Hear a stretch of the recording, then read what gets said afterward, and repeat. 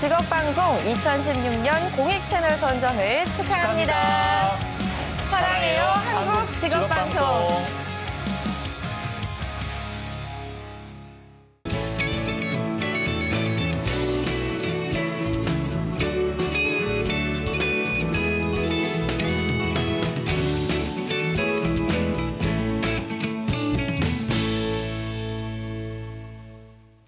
네, 벌써 많은 분들께서 저희 2부 코너 응원해주고 계십니다. 경력단절 여성분들께서 다시 시작해야 되는 이유에 대해서 이야기 나눠보는 시간이죠. 오늘도 두 분의 전문가와 함께하겠습니다. 여자 라이프스쿨의 이재은 대표님 함께하십니다. 어서 오세요. 안녕하세요. 네, 인트로 얘기 듣다 보니까 1,000만 원, 우와 대박이네요.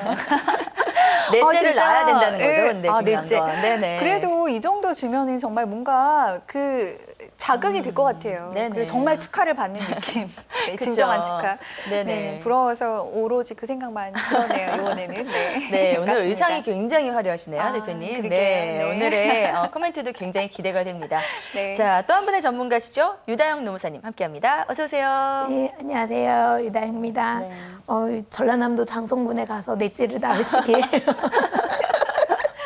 네, 근데 네. 그 양적인 지원도 중요하지만요. 질적인 면에서 지원을 좀 여러 가지로 해줬으면 좋겠다 이런 맞아요. 생각도 좀 들었고요. 사실 이제 한 번에 그냥 딱 1,000만 원 주는 것도 되게 정말 부럽지만 이 아이들을 잘 키우기 위해서 교육적인 면이나 아니면 엄마들의 일자리나 이런 것들도 좀 더 많은 지원이 있었으면 좋겠다는 생각이 들었습니다. 네, 알겠습니다. 자, 오늘도 이 두 분과 함께 여러분들께서 보내주신 사연을 중점적으로 좀 해결하는 시간 가져보도록 할 텐데요. 오늘도 우선 사연 소개 먼저 해드리겠습니다. 며칠 전에 첫 아이를 출산했어요. 올해 30살 엄마가 됐습니다. 이 대학에서는 세무학을 전공했고 대기업 1차 벤더 회사에서 세무 관련 업무를 5년간 했어요. 결혼하면서 회사를 그만뒀는데 이유는 보수적이고 차별적인 조직 문화로 인해서 우울감이 심해져서입니다. 그 이후에는 강사 일을 해보고 싶어서 여러 가지 프로그램들을 이수하며 조금씩 강의 활동을 하고 있는데요.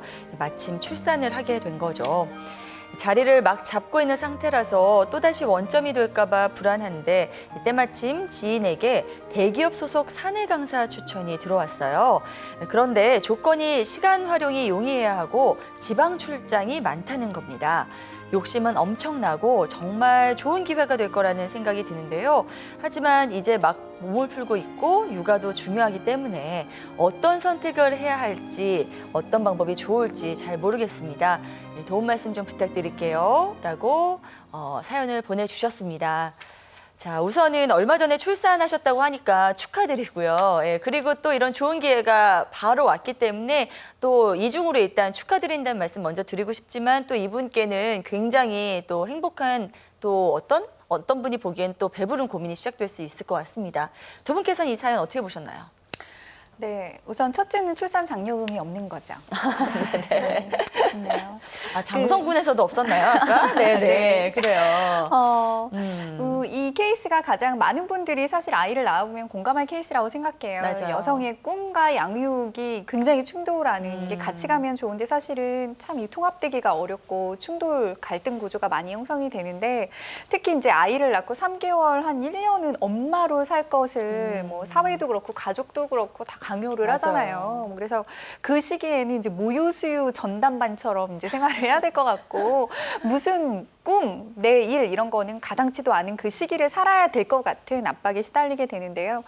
저도 돌아보면은 그때는 이렇게 그렇게 춥지도 않았는데 두꺼운 양말을 신고 또 수유복도 너무 저는 저의 인권을 다지게 하는. 모유 수유 하셨단 말이에요? 저 8개월 한 여자예요. 네. 정말 어울리지 않지만 네, 그런 그래서 걸로. 네네. 그 시기에는 그 모든 저희 가족들이 단합해서 엄마 되기를 강요했던 것 같아요. 근데 사실 우리가 아이를 낳았다고 해서 나로 살아온 인생이 어느 날 갑자기 엄마로 확 전환되는 건 아니잖아요. 그러니까 나로 살았을 때 가장 중요한 거는 나의 꿈, 일, 관계 이런 것들이 되는데 이분 역시 아직 나는 이렇게 크고 싶어 라고 하는 욕구가 있는 거죠. 근데 지금 막 출산을 하셨으니까 네네. 아마 가족들이 이렇게 무슨 지금 일이야. 한 1년은 아이 키우는데 집중해. 이런 얘기들을 많이 들으실 맞아요. 시기라고 생각합니다. 나의 욕구는 일을 하고 싶은데 아무도 지지를 해주지 않고 아마 이 딜레마는 많은 분들이 다 경험하실 거라고 생각이 드는데요. 그래서 어떻게 네네. 보면 우리나라에서 많은 여성들이 겪는 대표적인 갈등 케이스를 갖고 있는 사례자다라고 볼 수 있을 것 같습니다. 그래요. 그리고 이분 같은 경우에 일단은 나이가 재취업하기에 정말 좋을 만큼 아직 많지 않은 그런 상황이고요. 그렇기 때문에 좋은 취업의 기회들이 이렇게 많이 몰려오게 되니까 더욱더 고민이 될 것 같습니다. 두 분께서는 이러한 고민, 걱정 해보신 적이 있는지 궁금해요. 좀 여쭤봐도 될까요? 저는 시기는 약간 다른데 상황적으로 비슷한 경험이 있어요. 그래요. 네. 네, 이제 저희 애들이 18개월 정도 됐을 때부터 어린이집에 다녔었는데요.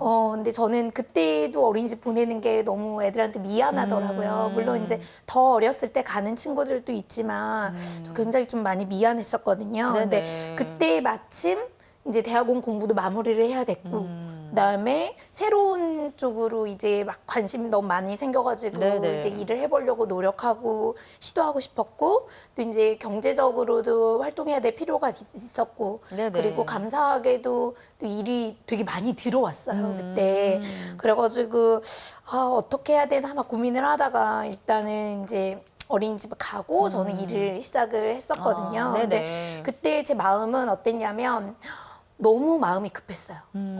저 같은 경우에는 이제 임신 준비 기간부터 경력이 단절됐었기 때문에 한 3년 정도 단절된 시점이었거든요. 네네. 그래서 내가 지금 이거를 감사하게 들어오는 건데 이게 마지막일지도 몰라. 내가 이걸 거절하면 다시는 나에게 일이 안 그럴 올지도 수 있을 몰라. 것 이런 같아요. 이제 네. 그 두려움이 너무 많이 커가지고 일단 이게 훨씬 더 중요해 이렇게 생각을 했었죠. 그래서 또 사람마다 중요하게 여기는 것들이 다 다르기 때문에 네네. 정답은 없잖아요. 네. 그렇지만 저는 만약에 다시 그때로 제가 돌아간다면 조금 더 미룰 것 같아요. 좀 더 육아에 충실한. 네네. 네. 18개월이면 조금 빠르긴 했네요. 그렇죠? 말도 잘 못할 때였는데 그래도 자기 자신의 삶도 소중하니까 정말 정답은 없는 것 같습니다. 이재현 대표님께도 비슷한 사례가 있을까요? 예, 저도 되게 공감을 많이 하는데 네. 저는 8개월 때 계속 뭐 있었지만 특히 8개월에 좀 결정을 해야 되는 결정적 순간이 왔던 것 같아요. 그래요? 그러니까 그때 어떻게 되게 운이 좋게 또 그리고 제가 또 지원도 하고 준비도 했던 것에 이제 제가 선발이 돼서 미국으로 한 5주 연수를 가게 되는 게 있었어요. 근데 그래요? 거기를 다녀오면 그게 사실은 좀 자랑해도 되나요? 안 됩니다. 안 됩니다. 네. 해주세요. 네네. 국가 선발이었거든요. 그렇기 어. 때문에 이제 제가 앞으로 뭐 이렇게 여성적으로 그럼 뭐 가야죠. 네, 근데 아이가 8개월 정도밖에 되지 않았고 중요한 건 제가 모유 수유를 하고 있었던 거죠. 그러니까 아까 말씀드린 것처럼 제가 떠나면 저 아이의 밥줄이 갑자기 끊기는 그런 구조. 그래서 저는 가고 싶은 마음이 굉장히 컸지만 그때 되게 어려웠던 것은 저희 시부모님, 친정부모, 남편 모두가 반대했다는 거예요. 굉장히 어떤 몰상식한 어떤 선택을 하는 것처럼 약간 좀 비난을 받아야 됐던 그래서 네네. 굉장히 좀 어려웠는데 그럼에도 불구하고 저는 제가 하고 싶다라고 하는 그 욕구에 좀 충실을 했는데 사실 지내는 그 5주가 좀 많이 힘들었어요. 떠나면서 아이가 굉장히 많이 밟혔고 실제로 아이가 이제 다 돌아왔더니 저를 알아보지도 못하고 약간 이렇게 불안 증세가 있기도 했고 그렇구나. 그래서 사실 어떤 것을 얻고 잃고 하는 그 작업이었다고 생각하고요. 다시 돌아간다면 전 똑같이 딜레마였을 것 같아요. 뭐 그래서 그때 또 고민을 하지 않았을까 싶습니다. 그래서 그만큼 너무나 정답은 없고 어려운 과제다라는 생각이 들어요. 그렇군요. 역시나 뭐 두 분의 사례를 통해서도 다시 한번 느낍니다만 일과 육아 사이의 어떤 고민에 대한 정답은 확실하게 없는 것 같습니다. 그냥 그때그때 좀 우리가 판단해 가면서 최선을 다해서 사는 방법밖에 없는 것 같아요. 두 분의 이야기를 조금 더 들어보고 싶습니다만 저희가 이제 정신 차리고 다시 사례가 돌아가서 이야기를 좀 나눠봐야겠죠. 사례자의 경우에는 특히 강사 일에 대한 애착을 많이 보이는 것 같아요. 제가 보기에는 그런데 그래서요. 노무사님께 좀 질문 드려볼게요. 강사의 현재 고용 형태라든지 아니면 뭐 종류, 특징 이런 건 어떻게 잡아볼 수 있을까요? 뭐 평생학습 시대가 되면서 강사로 일하시는 분들이 굉장히 많아졌죠. 네네. 그래서 뭐 고용 형태로 구분을 하자면 프리랜서 강사하고 그다음에 기업 내 사내 강사를 두 가지로 구분을 할 수 있을 것 같고요. 네. 대상에 따라서는 이제 뭐 중고등학교 이제 학생들을 대상으로 하는 강사와 그다음에 성인들을 대상으로 하는 강사로 구분할 수 있을 것 같습니다. 네. 프리랜서 강사 같은 경우에는 이제 다수의 교육 컨설팅 회사에 이렇게 적을 두고 인재 풀로 활동을 하면서 본인이 이제 할 수 있는 강의들을 이제 얘기를 하고 그 교육 컨설팅 업체에서 맡아온 강의를 내가 할 수 있는지 뭐 다른 사람이 할 수 있는지 이렇게 조율해가지고 강의를 할 수 있고요. 그래서 만약에 내가 할 수 있는 영역이 많다면 광범위하게 활동을 할 수 있는 좀 장점이 있습니다. 그리고 네. 강의 평가가 좋고 본인의 역량이 뛰어나다면 처음에는 컨설팅 회사를 통해서 작은 급여로 시작을 하게 되지만 네네. 나중에는 직접 뭐 오퍼가 들어오기도 하고요. 그다음에 그 역량에 따라서 강의료가 굉장히 많이 높아지기도 합니다. 맞아요. 네, 사내 강사 같은 경우에는 어떤 회사에 한 소속된 직원으로서 활동을 하는 거기 때문에요. 회사가 필요로 하는 내용에 대해서 좀 더 특화되고 전문성 있는 내용으로 강의를 해주셔야 되고요. 네. 또 필요에 따라서는 강의 진행자 역할. 프리랜서 강사는 강의만 하면 되지만 강의를 기획하거나 강의를 진행하거나 이런 역할들도 요구받기도 합니다. 네네, 그렇군요. 저희 방송하는 사람들 쪽에서도요, 이렇게 뻗어나갈 수 있는 부분 중에 하나가 바로 강사여서 굉장히 인기 있는 직종이고요. 그리고 제가 또 얼마 전에 한 설문조사에서 보니까 경력 단절 여성들이 재취업하는 데 있어서 선호하는 직업 중에 1위가 또 강사더라고요. 예, 경력 단절 여성들에게 이 강사이라는 직업에 대한 선호도가 높은 이유 좀 들어볼 수 있을까요? 예, 여러 가지 이유가 있어요. 실제로 경력 단절 여성들 리서치 해보는 거 보면은 계속 네. 매해 이제 강사 직업에 대한 맞아요. 선호도가 굉장히 높은 걸로 이제 알 수가 있는데 우선 첫 번째는 이 교육이라고 하는 영역의 선호도인 것 같아요. 그 교육이라고 하는 업계는 여성 비율이 굉장히 많고요. 또 여성들이 적합하다라고 평가를 받기도 하고 상대적으로 그 사회적 시선이나 평가에서도 조금 이제 높은 그런 비중이 있는 것도 또 사실이고요. 네. 그리고 두 번째는 사실 이 강사라고 하는 직업이 사실은 아닐 수도 있는데 일과 가정의 양립을 이루기 참 좋다고 생각을 하는 거죠. 그러니까 시간 활용이 좋다라고 이제 판단을 하는 겁니다. 그러니까 네. 강의가 있을 때만 가고 나머지 시간은 공부도 하고 아이도 보고 그래서 굉장히 융통적인 그런 어떤 시간을 보낼 수 있다라고 이제 판단을 하는 건데 사실 이 부분은 되게 의미가 있는 게 경력 단절 여성이든 아니면 두 번째 일을 선택하는 여성들에게는 네네. 연봉이나 비전 이런 것보다는 시간의 활용이 가장 큰 이제 화두가 되거든요. 네네. 왜냐하면 이제 역할이 변화됐고 또 가치의 변화도 있기 때문에 그래서 그 부분 때문에 또 선호도가 높아지는 것도 있고요. 또 세 번째는 여성들이 이제 한 30대쯤 되면 가치가 변화가 돼요. 그러니까 네네. 뭐냐면 나만 잘 먹고 잘 살자가 아니라 나의 재능으로 내가 누군가에 좀 영향도 주고 도우면 좋겠다라는 이제 가치가 되게 중요하게 되는데 그런가요? 이 강사 네네. 아닐 수도 있어요. 30대는 그래야 되는군요. 네, 많은 네네. 이론들이 그런 이제 바탕이 있어요. 네네네. 네. 그래서 이 강사라고 하는 게 사실은 또 누군가를 도와주고 성장을 지켜볼 수 있는 직업이기 그쵸. 때문에 또 그 이유도 있습니다. 그리고 또 마지막 이유는 연봉 때문이기도 해요. 그러니까 아까 이제 그래요? 소개를 잘 해주셨는데 네. 초반에는 처음부터 이렇게 욕심을 부릴 수는 없지만 이 강사가 활동하는 시장이라고 하는 것이 성인 대상의 이 시장이 그 사람의 어떤 입지에 따라서 역량에 따라서 굉장히 큰 성장이 가능하거든요. 그러니까 네. 고만고만한 뭐 예측 가능한 페이가 아니라 사람에 따라서 또 굉장히 큰 폭으로 성장할 수 있기 때문에 그거 역시도 또 경력이 한번 단절된 여성들에게는 굉장히 큰 메리트로 이제 다가설 수가 있는 거죠. 그래서 아마 강사라는 직업이 한 4가지, 5가지 요인 때문에 계속 인기를 얻고 있는 것 같습니다. 자, 확실하게 선호도가 높은 그런 이유들이 있는 것 같습니다. 네, 제가 봤을 때는요, 이 강사라는 직업이 사실은 직업의 어떤 유연성이랄까요? 이런 게 굉장히 큰 것 같아요. 다른 여러 가지 직업들을 갔다가 강사로 들어올 수 있고, 또 반면에 강사를 하다가 또 다른 쪽으로 많이 뻗어나갈 수 그런 장점이 있는 것 같은데 그래서 말인데요. 이 강사의 커리어 확장 형태는 어느 정도로까지 우리가 좀 살펴볼 수 있을까요? 직무 내용으로 본다면 세 가지 정도 될 수 있을 것 같은데요. 네. 첫 번째는 강의 기획과 관련된 일을 하실 수가 있을 것 같아요. 네. 그래서 요즘은 이제 그 시공간적 제약이 있기 때문에 온라인 강의가 참 많아졌잖아요. 맞아요. 근데 이제 온라인 강의의 컨텐츠를 만들고 강의 안을 만들고 기획하고 생산하고 이런 분야에 아직은 좀 인적 자원들이 많이 부족하다고 하거든요. 그래서 그런 쪽으로 이제 온라인, 뭐 오프라인 강의 기획과 관련된 일도 하실 수 있고 네. 그 강의뿐만 아니라 뭔가 기획하는 내용으로 뻗어나간다면 뭐 행사 기획이라든지 마케팅이라든지 이런 쪽도 가능하실 것 같아요. 네네. 두 번째는 교육 행정하고 관련된 업무를 하실 수가 있을 것 같아요. 네네. 교육 행정 업무라고 하면 사실은 좀 약간 뭐 루틴하고 반복적이고 이런 일이기는 하는데 네. 그렇기 때문에 아웃소싱이 가능한 부분이 있는 거죠. 특히 이제 그 뭐 고용노동부에서 지원받아가지고 각 기업체에서 강의를 하는 경우에는 회사의 지원금을 받기 위해서는 고용노동부에다가 내야 되는 서류들이 굉장히 많거든요. 근데 그게 너무 귀찮아가지고 업체에 맡기는 경우도 있어요. 네. 그렇기 때문에 그 부분만 따라 아웃소싱을 하는 그런 회사를 하실 수도 있을 것 같다. 네. 마지막으로는 출판이나 글쓰기 이런 것들을 통한 홍보 업무 쪽도 충분히 생각해 볼 수 있지 않을까. 그래서 어떤 콘텐츠를 가지고 말로 하느냐 글로 하느냐 수단의 차이기는 하는데요. 네. 그렇다 뭐 수단의 차이가 있기 때문에 강의를 했다고 한다면 이런 쪽도 글로 쓰는 홍보 쪽도 가능할 것이다라는 생각이 드네요. 와, 정말 뻗어나갈 수 있는 곳이 많네요. 네, 기획, 뭐 교육, 홍보까지 정말 다양한 방면으로까지 확장이 가능한 이 강사라는 직업. 근데 이런 직업을 직업으로 삼는데도 좀 기억을 해둬야 할 그런 점들이 있을 것 같아요. 어떤 걸 꼽아볼 수 있을까요?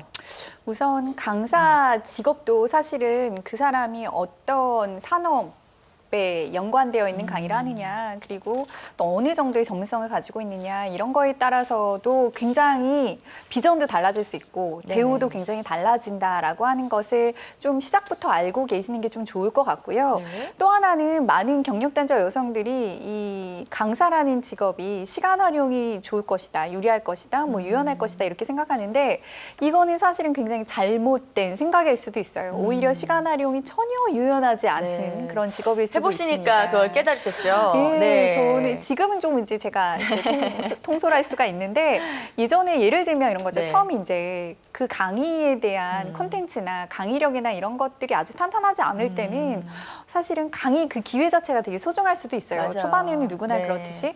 근데 그러면 사실 되게 장거리의 강의가 주어질 때가 되게 많죠. 그래서 예를 들어서 그러니까 가장 교통편이 좀 어렵다고 하는 전라도 쪽에 이제 간다라고 하면 그 2시간 강의를 하기 위해서 왕복 시간이 한 8시간 정도 걸려요. 맞아요. 네, 그리고 네. 그럼 강의까지 하면 10시간 또 이렇게 되는데 집에 돌아와서 또 쉴 수 있는 게 아니라 다음 날 또 강의가 있다면 또 준비를 해야 되는 시간이 있거든요. 네. 이렇게 강사라는 직업이 이렇게 시간 활용이 유리하거나 네. 유연성이 있는 직업이 아니라는 거 인식하는 거 좀 필요하실 것 같고요. 네네. 그래서 이제 양육이라든가 뭐 이런 것들 좀 잘 마련을 하셔야 되는 거죠. 그리고 또 하나는 이 버티기의 내공이 필요하다는 걸 좀 인식을 하실 게 필요할 것 같아요. 네. 이 강사라는 직업이 프리랜서가 많다 보니까요. 연예인의 생리하고 되게 비슷해요. 그래서 한참 이렇게 주가가 오르고 사람들이 많이 좋아해지고 이제 인식을 하기 시작하면 굉장히 바쁘고 많은 비용을 벌 수가 있지만 네네. 그 전까지 이제 자기가 준비하면서 서서히 입지를 굳히는 그런 시간들이 되게 필요하거든요. 근데 그것을 버티지 못하고 이탈하는 여성들도 되게 많이 있습니다. 네네. 그래서 한 강사로 입문을 하셨다면 3년 정도는 불안정의 시기도 있고 내 것을 만들어가는 그런 노력의 시기가 있어야 된다는 거 좀 인식을 하셔야 될 것 같아요. 네, 알겠습니다. 자, 이제 직업적인 접근은 여기서 좀 마무리 짓도록 하겠고요. 끝으로 두 분께 오늘 사연 보내주신 분에 대한 라이프 컨설팅 좀 부탁을 드려보겠습니다. 이분께는 뭐 어떻게 좀 처치를 해주실지 노무사님 이야기 먼저 들어볼까요? 네, 제가 얼마 전에 어떤 책에서 본 좀 유용한 질문을 하나 소개를 해드릴게요. 네네. 내가 지금 하는 이 결정이 10분 뒤에 내가 후회하지 않을까? 10일 뒤에는, 10개월 뒤에는, 10년 후에는 이런 질문을 한번 던져보라는 문구를 읽었어요. 네. 저한테는 굉장히 좀 도움이 되는 질문이었는데 네. 사례자분에게도 좀 도움이 되셨으면 좋겠고요. 제 생각에는 지금 그 기회가 다시 오지 않을 뭐 인생 최대의 기회인 것처럼 인생의 기회가 3번밖에 안 온다는데 이게 마지막이야 이렇게 생각하실 수도 있어요. 근데 네. 의외로 기회는 자주 오는 것 같아요.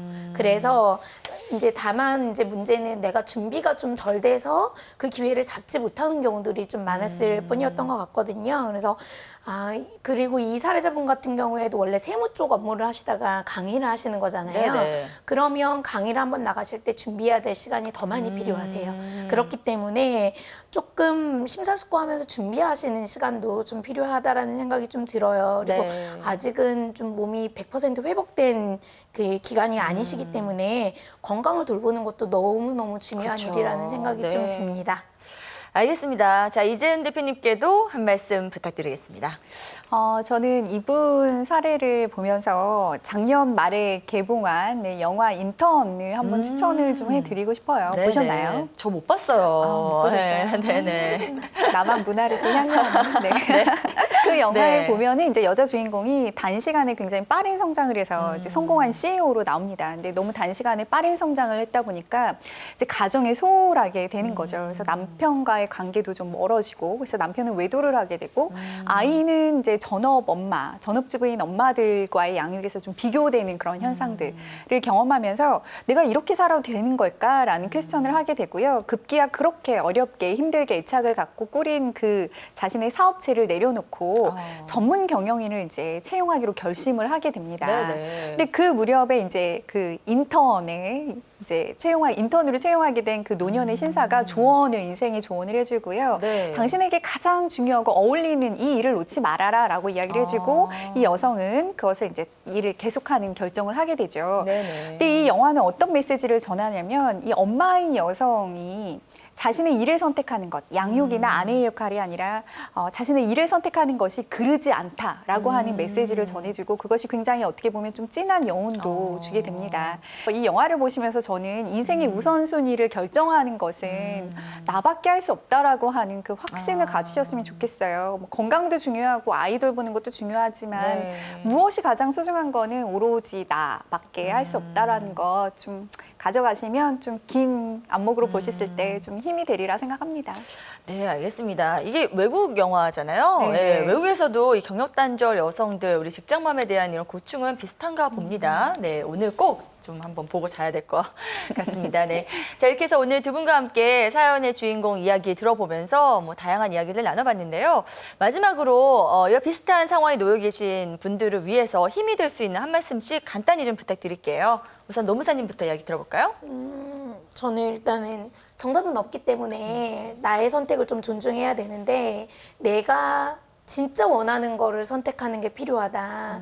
다른 사람들이 어떻게 나를 보든지 간에 내가 정말 육아가 하고 싶으면 육아를 하는 거고 네. 일을 하고 싶으면 일을 하는 거죠. 맞아요. 그래서 비교를 일단 당분간 좀 끊으시는 게 좋을 것 네네. 같다는 생각이 좀 듭니다. 네, 가장 직감적으로 이럴 때는 고민이 많이 될 때는 직감적으로 가장 딱 원하는 거 하나 찍어서 하시는 게 최선이지 않을까 생각도 들어요. 자, 이재인 대표님은요? 되게 사실 산후 우울증 알아보신 분들 되게 많으실 텐데요. 이 시기에 되게 이상한 게 뭐 아이를 낳기 전후하고 며칠 차이 안 나는데 시간적으로는 큰 차이가 안 나는데 이상하게 주눅이 들고 자신감도 없고 소외감, 고립감이 들죠. 네. 근데 그때 저희가 꼭 해봤으면 좋겠는 게 내가 가지고 있는 자산에 대해서 돌아보고 스스로 긍정하고 주변의 여성들 특히 이제 비슷한 상황의 여성들과 그거를 이제 격려해주는 작업이 되게 중요할 것 같아요. 이분 아직 너무 어리시거든요. 네. 30살, 그렇죠? 그리고 또 세무학이라고 하는 굉장히 어떻게 보면은 평생 살아가는데 계속 유용할 수 있는 실용적인 학문을 또 전공하신 것도 있고요. 본인이 하고 싶어하는 거 빨리 또 찾으셨잖아요. 이런 식으로 내가 가지고 있는 자산에 대해서 내가 조금 이렇게 뭔가 다운되는 느낌이 들 때마다 곱씹고 격려받고 긍정하고 이런 작업들 해보셨으면 좋겠습니다. 네, 잘 들었습니다. 자, 오늘 좀 사연 보내주신 분 저희 말과 함께 저희 여러 가지 이야기와 함께 좀 위안받는 시간 되셨길 바라면서 두 분과는 여기서 인사 나누도록 하겠습니다. 오늘도 좋은 말씀 대단히 고맙습니다. 네.